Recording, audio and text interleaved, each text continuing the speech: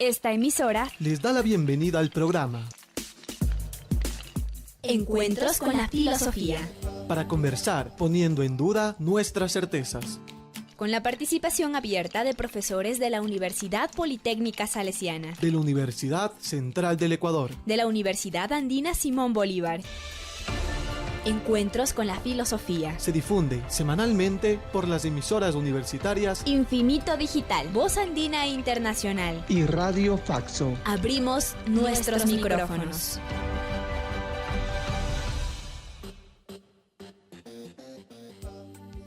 Bienvenidos y bienvenidas al programa semanal Encuentros con las Filosofías. Les saluda Edison Aguilar Santa Cruz. Saludo a Tito Chela en la cabina de Radio Voz Andina Internacional. Saludo al invitado de esta semana, Nelson Reascos, profesor emérito de la PUCE, magíster en filosofía por la PUCE, docente principal de la PUCE durante más de 46 años, docente invitado de varias universidades del Ecuador, Universidad Central del Ecuador, Universidad Andina, Universidad Católica de Guayaquil, etc. Docente invitado de varias universidades de América Latina, decano de la Facultad de Ciencias Humanas de la PUCE, director de la Escuela de Sociología y Ciencias Políticas de la PUCE, director de la Escuela de Filosofía de la PUCE, coordinador de la carrera de Gestión Social y Desarrollo de la misma universidad, coordinador de la carrera de Historias también de la PUCE, ponente invitado de muchísimos congresos internacionales sobre cultura, salud, educación, medio ambiente, epistemología, etcétera, etcétera. Coautor de varios libros y autor de muchos artículos sobre educación, cultura, educación intercultural, salud pública, organizaciones sociales, etc. Consultor de la Organización Panamericana de la Salud, vinculado a los movimientos sociales e indígenas del Ecuador, autor de numerosos artículos y coautor de varios libros. Sus temas de investigación y de acción son filosofía, epistemología, cultura e interculturalidad, salud, desarrollo, comunicación. Bienvenido, Nelson. Muchísimas gracias por la invitación. Esta semana, dando continuación a lo planteado la semana anterior, queremos hablar un tema que nos propone Nelson sobre qué es la buena muerte o cómo prepararse para una buena muerte. Muchísimas gracias. La preocupación por la muerte digna, así le llamaban en la filosofía griega, está en los filósofos Epicuro, está en los filósofos como Platón, como Aristóteles, el mismo Sócrates, y le llamaban que los humanos merecían una muerte digna y que deberían tener una muerte digna. Y si no recuerdo mal, la muerte digna, según estos filósofos griegos y según un poco el imaginario de la cultura griega, una muerte digna, o sea, una buena muerte, digámosle así, y no le llamaban buena porque ¿cómo iba a ser una muerte buena? ¿Cómo iba a ser bueno? Entonces le llamaban más bien una muerte digna, ¿verdad? Pero se puede entender muy bien una buena muerte. La que reunía tres requisitos, digamos, ¿no? La uno era una muerte en paz. En paz en dos sentidos, con uno mismo, o sea, sin conflictos, sin pesares, sin sentimientos de culpa, sin deudas en cualquier sentido de la palabra, sin deudas morales, sin deudas sociales, sin deudas psíquicas, en paz con uno mismo, o sea, en tranquilidad, pero también con los demás. Porque uno puede estar en paz con uno mismo y mientras tanto, haber hecho daño, haber agredido, haber hecho sufrir a los demás. En paz con uno mismo y en paz con los demás. Ese era un requisito para hablar de una muerte digna. El otro requisito fundamental era que la muerte tenía que ser correspondiente, tenía que tener concordancia con los principios personales que uno tiene y los principios culturales.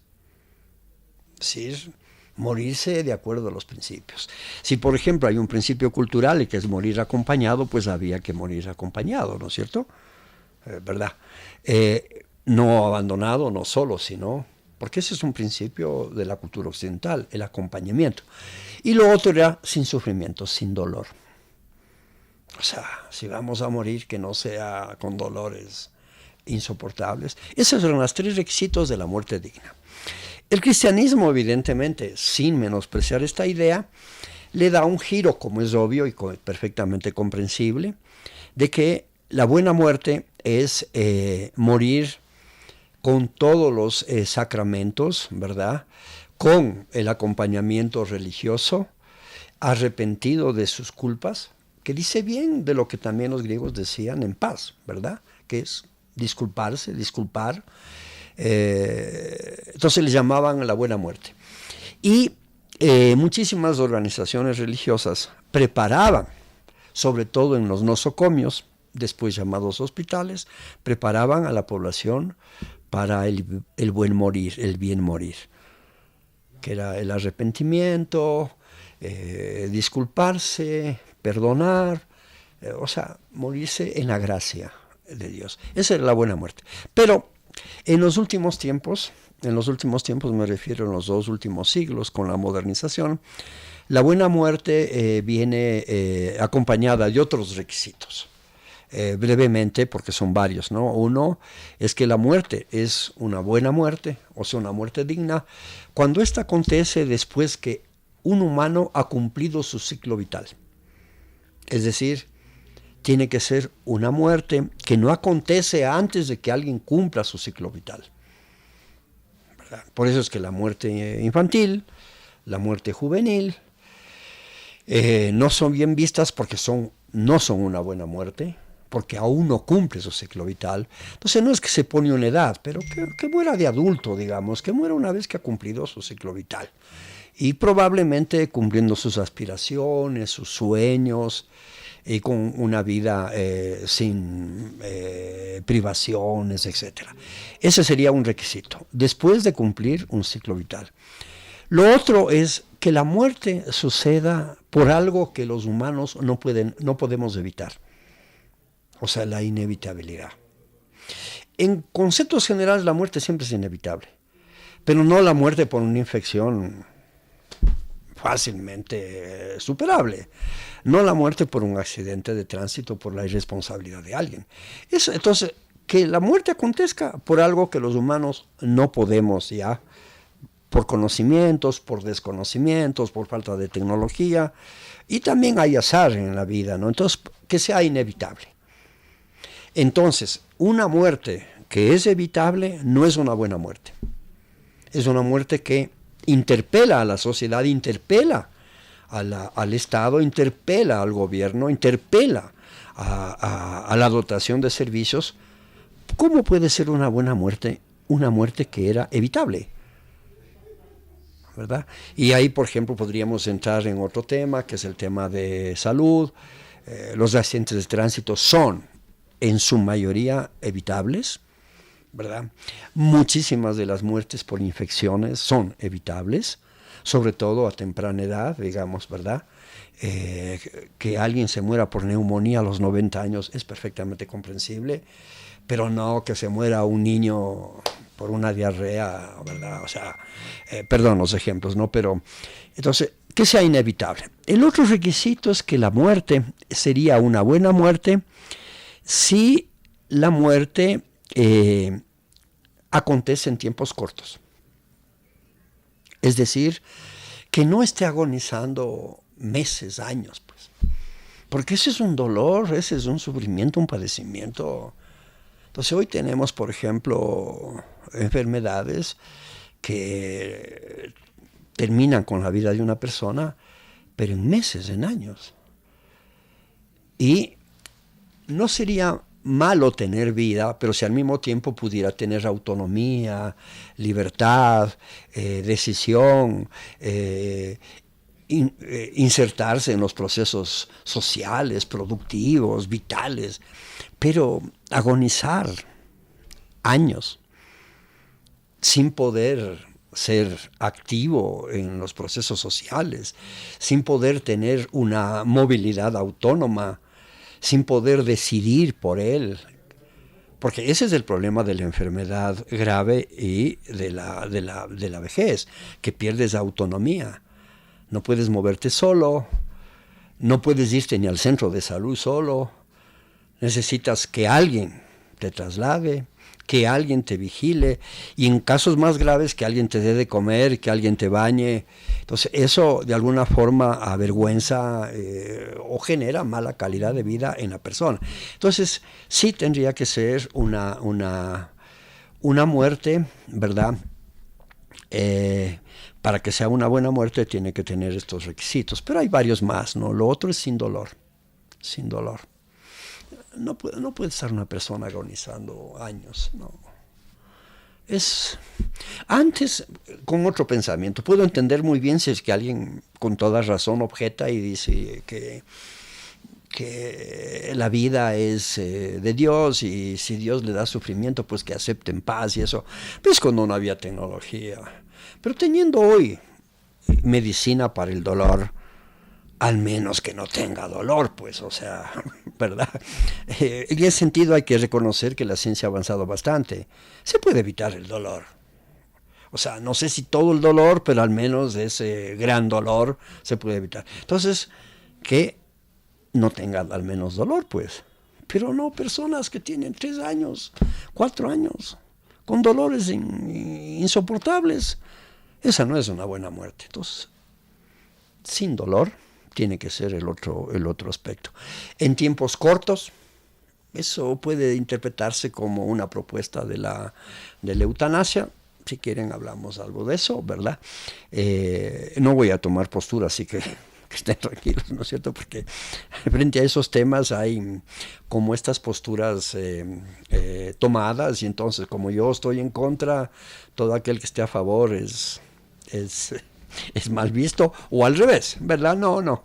Me parece que eso tiene que entrar en el ámbito de la convicción personal y tiene que ser respetado a cabalidad. Ya, pero hay otros elementos. El otro elemento es que la muerte sea acompañada. Dejarle que alguien agonice solo, que muera solo, como podemos ver, me parece a mí, dice muy mal de los humanos. Si los humanos somos seres sociales, si convivimos en familia, deberíamos morir acompañados. ¿Y acompañados de quién? Yo diría de seres queridos, de familiares, en el caso de que haya. Distinto es que no haya, ¿no? Pero también con atención profesional. No para evitarle la muerte, porque es inevitable, pero al menos para que no sufra, ¿verdad? Y si está ahogándose, pues que le den un oxígeno. O sea, no es para evitar la muerte, sino que la muerte no sea tan dolorosa, tan cruenta, ¿verdad? Entonces, debe haber acompañamiento. Otro elemento fundamental para poder hablar de una buena muerte, es que esa persona, todos, estemos preparados. ¿Qué significa preparados? Que estemos informados, con conocimiento, qué es lo que va a suceder, y no como se acostumbraba hasta hace poco en nuestras familias, al familiar enfermo a mentirle que se va a curar, que no le va a pasar nada, que no se va a morir, que ya mismo se pone bien. No, a mí me parece que eso es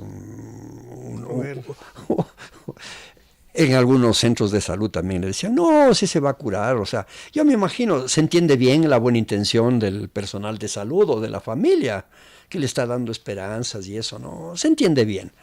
Pero yo creo que mejor sería sincerarse y decirle, mire, usted tiene tal enfermedad, esta enfermedad, ¿verdad?, es incurable, sobre todo a tal edad, pues va a tener un proceso de desmejoramiento y no sabemos cuánto, ¿verdad? Es prepararle. Entonces usted lo que tiene que hacer es aceptar psicológicamente que la muerte viene, como de hecho sucede en muchas personas, que ya saben y aceptan, ¿verdad? Incluso eso les llevaría a renunciar a ciertos tratamientos que son absolutamente tortuosos y sin sentido, porque hacerle quimioterapia a una persona que tiene, en fin, más de 80 años, por decir, no es necesariamente la edad. ¿Para qué le van a dar quimioterapia si tiene 90 años? ¿Qué va a vivir?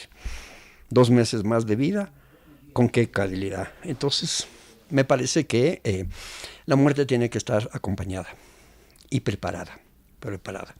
Otras características son que la muerte suceda después que una persona haya establecido lo que en Europa le llaman el testamento vital, ¿verdad? O sea, que escriba cómo quiere que sea su funeral, si quiere cremación, esas cosas que hay que respetar, me parece, ¿no?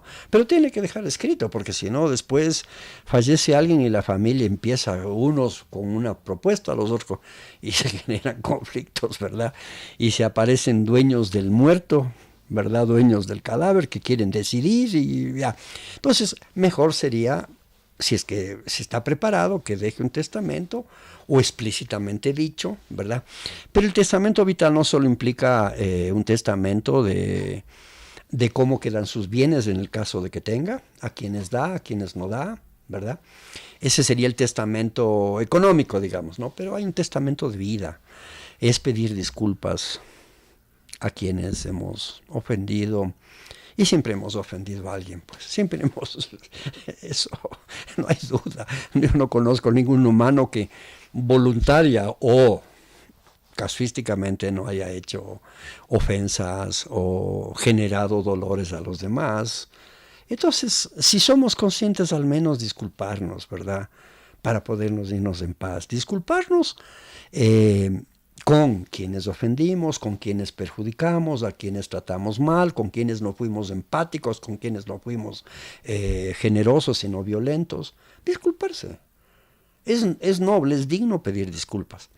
Y también disculparse a uno mismo, porque a veces el sentimiento de culpa le hace que uno no se disculpe. A veces puede ser más difícil el disculparse a uno mismo. El sentimiento de culpa puede ser tan hondo que uno o sea, los demás ya le disculpan, pero uno sigue.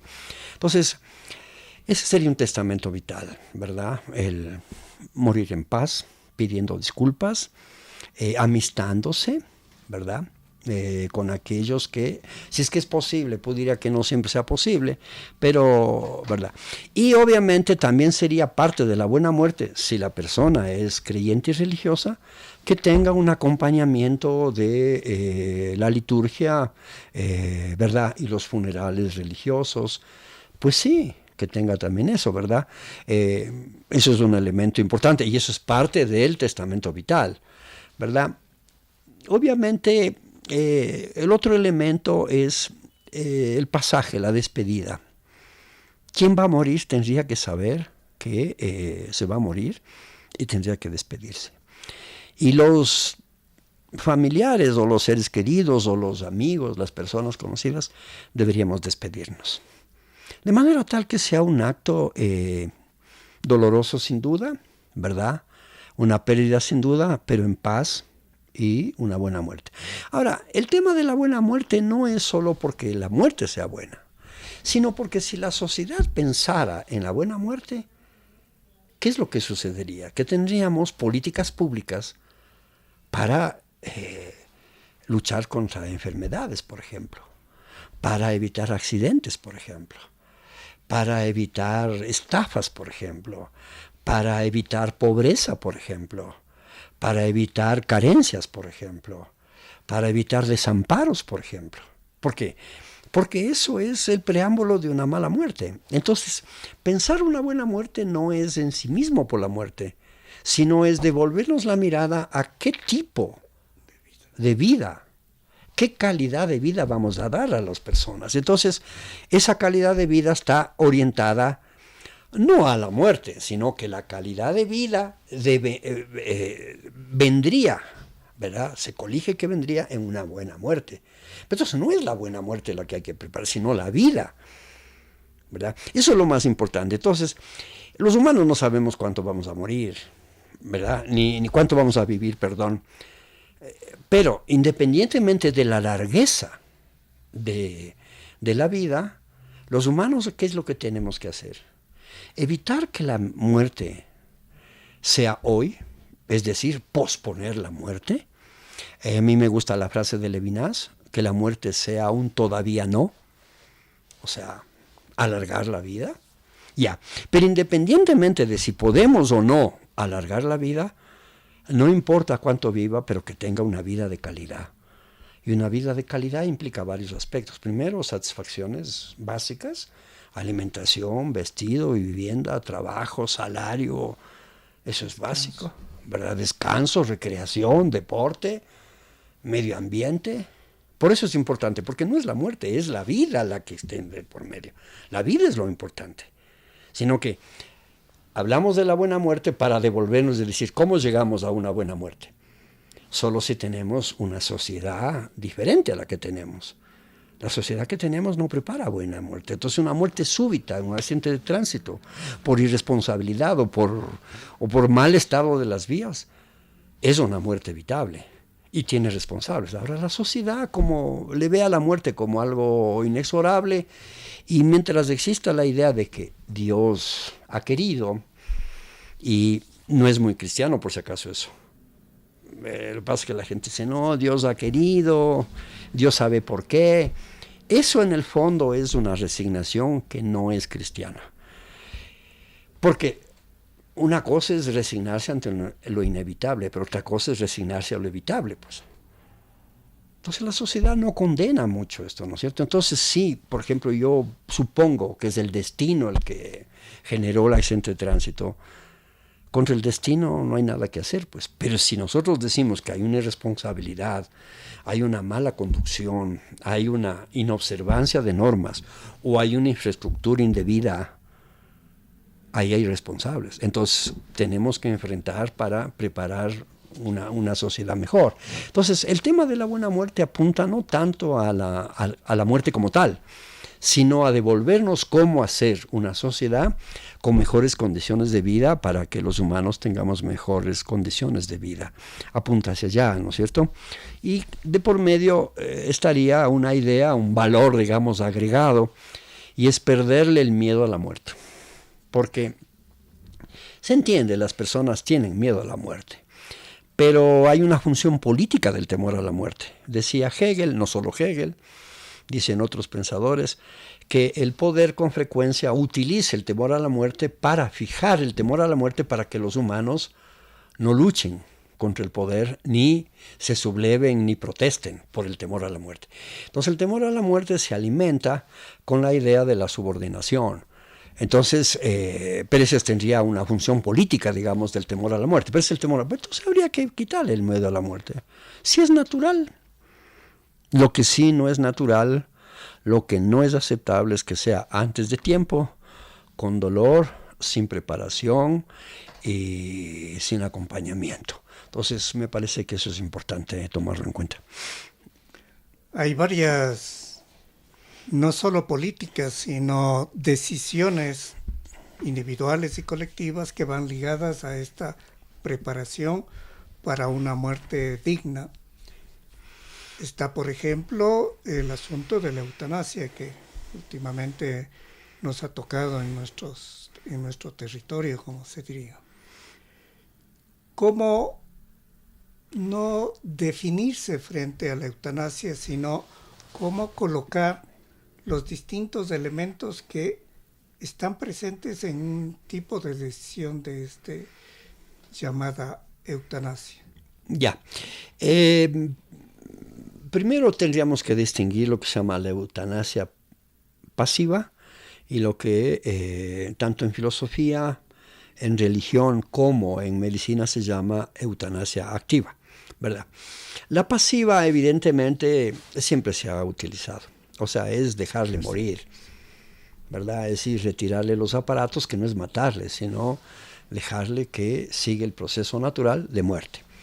En cambio, la eutanasia activa es el problema. O sea, cómo intencionadamente, digámosle así, explícitamente suspenderle la vida para evitarle un sufrimiento, digamos. Entonces, esa es la eutanasia activa.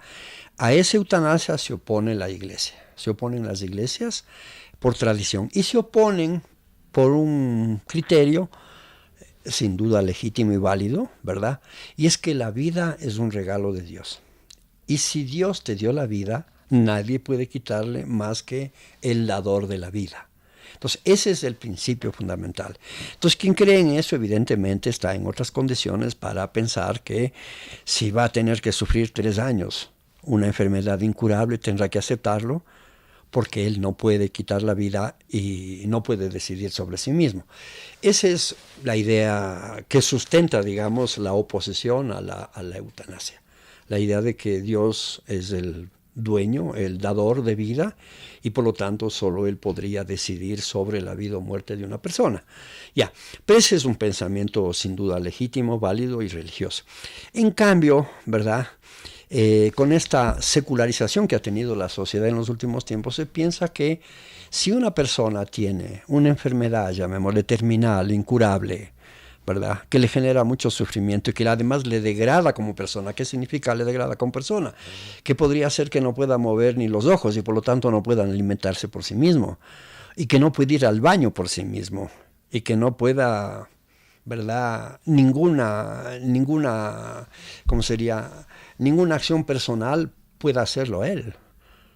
Entonces, por ejemplo, eso implica la pérdida de intimidad, que cuando uno no la pierde no se da cuenta, ¿no? ¿Verdad? Hay esta película, ¿cómo se llama? Mar adentro, ¿es? Que muestra claramente un caso real de un español que era cuadrapléjico, me parece, y que él no quería vivir, primero porque le parecía insoportable que él tenga que ser atendido incluso en sus necesidades biológicas. O sea, no tiene autonomía. Y además todo depende de otros, no de él. Entonces, claro, no se siente a gusto. Entonces, evidentemente, como él no va a poder recuperar, porque la eutanasia no tiene sentido si es que hay una enfermedad reversible, digamos, que es curable, que es... Claro, el tema es, ¿qué pasa si hay una enfermedad irreversible, terminal, que le quita todas las funciones de autonomía, de dignidad, no sé si de dignidad, de libertad a la persona, ¿no?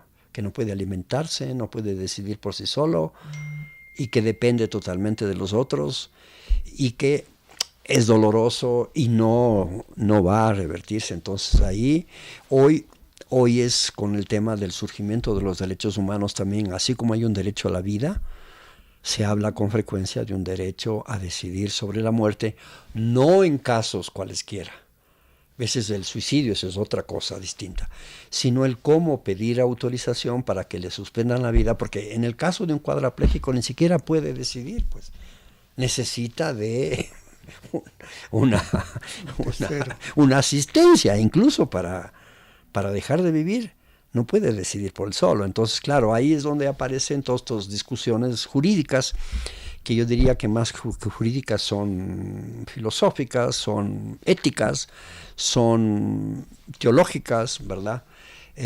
Si alguien puede o no puede suspender la vida. En lo que a mí respecta, me parece que es un derecho de las personas decidir en el caso de que se cumpla una serie de requisitos, porque yo no conozco a nadie que esté a favor de la eutanasia abierta, digamos, o sea, yo mañana quiero morir, no, pero si la enfermedad es incurable, si genera mucho sufrimiento, si no hay posibilidad alguna de eso, si no tengo libertad, entonces se cumple una serie de requisitos y sí, en la mayoría de las legislaciones de Occidente está aprobado eso, ¿no? Está aprobado. Obviamente la Iglesia protesta, está en contra, pero está aprobado, ¿verdad? Ahora, la eutanasia no jurídica, la eutanasia acontece más de lo que se supone. Es decir, los médicos intensivistas cuentan, yo no soy intensivista, pero tengo mucha amistad con algunos intensivistas de cuidados, ¿verdad?, intensivos, que dicen que sí, más bien es un acto de amor a la persona, suspenderle la vida. Yo he oído esa frase a muchísimos, no sé si muchísimos, pero a varios intensivistas, y que, claro, como al estar en cuidados intensivos se espera que se muera, nadie le va, ¿verdad?, a interpelar, ¿verdad? He oído decir, aunque este es un tema médico, que mucha más mala práctica médica sucede en cuidados intensivos que en otro tipo de atenciones sanitarias. Pero claro, si alguien va a hacerse, por ejemplo, una cirugía estética y se muere, solo queda, y entra bien, solo piensa uno en que es mala práctica médica. Pero si alguien está en cuidados intensivos y se muere, nadie va a reclamar, y puede que sí haya mala práctica médica. Ya, pero como se espera el desenlace fatal, a nadie se le ocurre pensar que hay una mala práctica médica. En cambio, como no se espera un desenlace fatal de una cirugía menor, ya, entonces ahí habría que... Pero efectivamente yo personalmente, pero es una convicción personal, creo que si hay derechos, ¿verdad?, humanos, uno de derechos sería decidir suspender la vida solo en el caso, ¿verdad?, de que se cumplan esos requisitos que están establecidos jurídicamente, que la enfermedad sea, ¿verdad? Ahora ahí, como siempre hay casos así espectaculares, ¿no?, que entran en el debate de lo que hoy llamaríamos bioética, ¿verdad? Objetor de conciencia. Esos son temas complicados, ¿verdad? Entonces yo tengo ahí una cantidad de ejemplos así anecdóticos que les llama mucho a la gente la atención. Entonces cuando uno quiere traer al público, empieza contando anécdotas y ahí queda claro. Pero hay varios casos, ¿no? Pero por ejemplo en Alemania un padre, ¿verdad?, tenía un hijo deportista y que tuvo un accidente de tránsito. Entonces entró al hospital y le informaron que su hijo estaba condenado a vivir como vegetal. Tenía muerte cerebral, pero tenía vida vegetal, digamos, ya no era un ser racional, pensante, y que iba a vivir no sé cuántos años y que no se podía establecer. Entonces el padre, al ver a su hijo así en ese estado, pidió que le quiten los aparatos, que le suspendan todo, pero suspendiéndole todo, salvo la alimentación, seguía viviendo.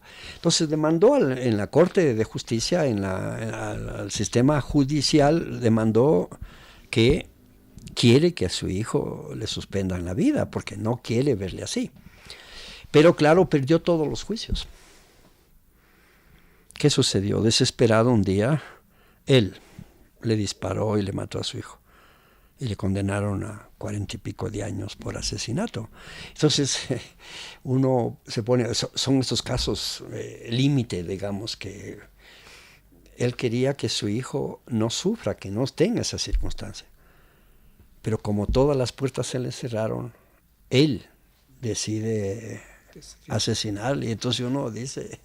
Entonces, de esos cuadros humanos hay muchísimos, ¿verdad?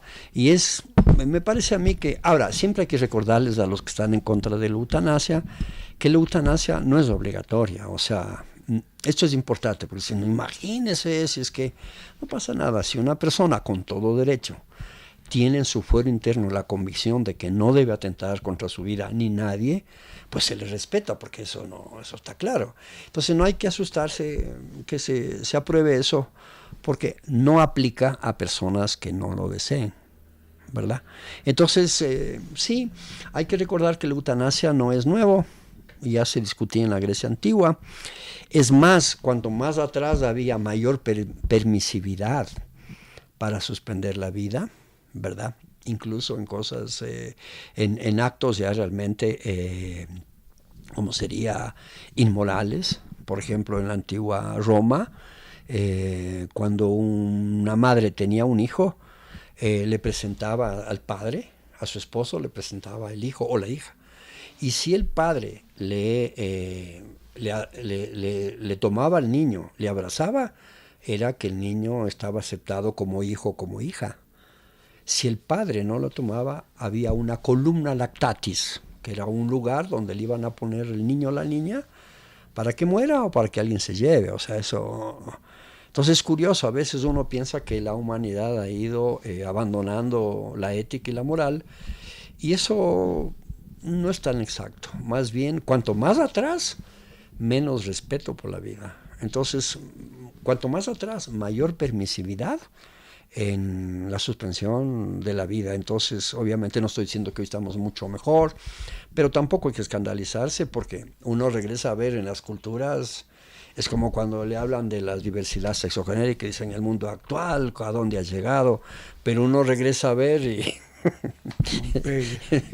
y no es que ahora estamos, ya el mundo está loco, regrese a ver y verá que no, es decir, que eso los humanos siempre somos humanos, y el carácter humano siempre implica limitaciones, imperfecciones, absurdeces, tonterías, delitos, violencias. Puede variar la profundidad, la gravedad, el número, el volumen, la valoración, pero los humanos somos pues impredecibles y capaces de cualquier miseria, así que... Bien, concluimos este encuentro semanal con la filosofía con nuestro agradecimiento a ustedes, radioescuchas, al invitado de esta semana, Nelson Reascos, y a Tito Chela en la cabina de Radio Voz Andina Internacional. Recuerde, recibimos sus comentarios y sugerencias al correo electrónico encuentrosconlafilosofía@gmail.com. Hasta el próximo encuentro con las filosofías. Agradecemos su sintonía a Encuentros con la filosofía. el programa que impulsa el filosofar como acción compartida desde las radios universitarias. Les invitamos a compartir las próximas emisiones de Encuentros con la filosofía por esta emisora.